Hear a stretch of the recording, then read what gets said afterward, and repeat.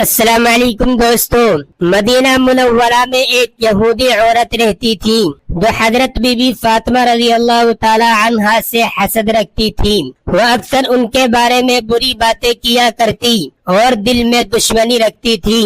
ایک دن اس عورت نے فیصلہ کیا کہ فاطمہ کو نقصان پہنچایا جائے۔ اس نے اپنے گھر کی چھت پر کچھ کوڑا اور گند جمع کیا اور سوچا کہ جب فاطمہ یہاں سے گزریں گی تو ان پر پھینک دوں گی۔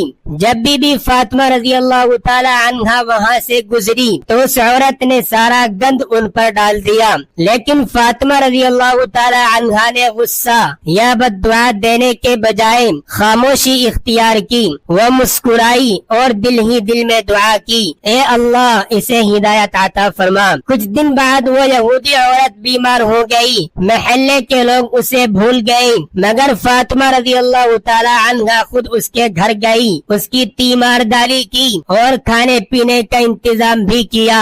یہ دیکھ کر یہودی عورت حیران رہ گئی۔ اس نے روتے ہوئے کہا، آپ کا ہی دین سچا ہے، آپ محمد صلی اللہ علیہ وسلم کی بیٹی ہیں اور آپ ہی سچائی کی راہ پر ہیں۔ پھر اس نے اسلام قبول کر لیا۔ یہ واقعہ فاطمہ رضی اللہ تعالی عنہا کے صبر، رحم اور اعلی اخلاق کی روشن مثال ہے۔ دوستو، اسلامک معلومات حاصل کرنے کے لیے ہمارے چینل کو سبسکرائب کر لیں اور یہ واقعہ پورا سننے کے لیے لنک ڈسکرپشن میں دیا گیا ہے، وہاں جا کر کلک کریں اور اس واقعے کو پورا ضرور سنیں۔